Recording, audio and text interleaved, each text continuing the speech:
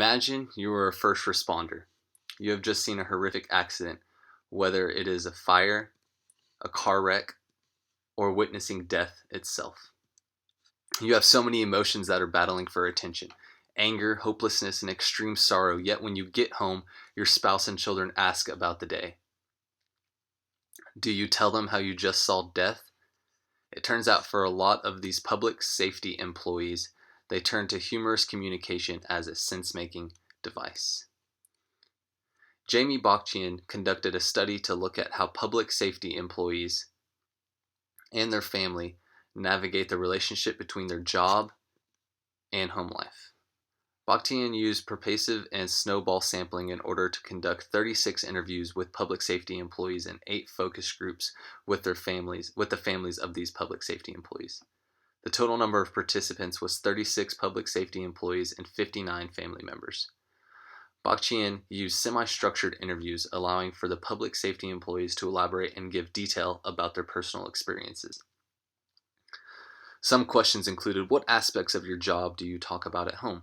What communicative strategies do you use when talking to your family?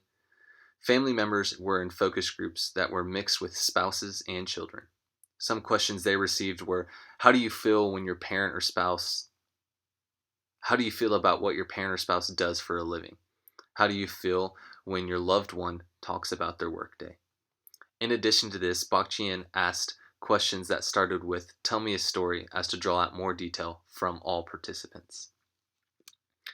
The results showed that the use of humor could be both productive and unproductive when it comes to sense making for both the family members and the public safety employee. Bokchian used a braided narrative, which according to Tracy in 2013 is a technique in which data is organized by overlapping multiple narratives in order to develop a larger story. The use of many different quotes from the data in the results conveys a narrative that I think any public safety employee and their family could relate to. Bokchian shows that there are several themes, categories that arise from the scene in which the data is organized, that humor can operate as. First, productive uses of humor allows public safety employees to teach life lessons to their children. Family members also use humor productively when talking about their public safety employee spouse or family member to someone else. However, there are also ways humor can function when unproductively. Humor can be a way that the public safety employee desynthesizes, and these humorous messages may not be understood or received well by family members. One last theme was the use of humor to function as an impression management tool for both the public safety employee and their family member. Public safety employees would use humor in this way to try to convey that they are not always in danger when they are on the job, and the family would use humor in this way to show their loved one that they are not always worried about them being in danger, when in reality sometimes they were. Bokchian concludes with 2 new concepts: humorous bilateral emotional labor and sense-taking.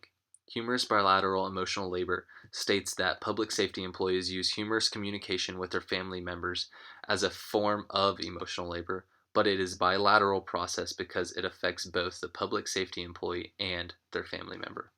Sense-taking occurs when there is a disconnect in how the public safety employee uses humor and how the family receives it.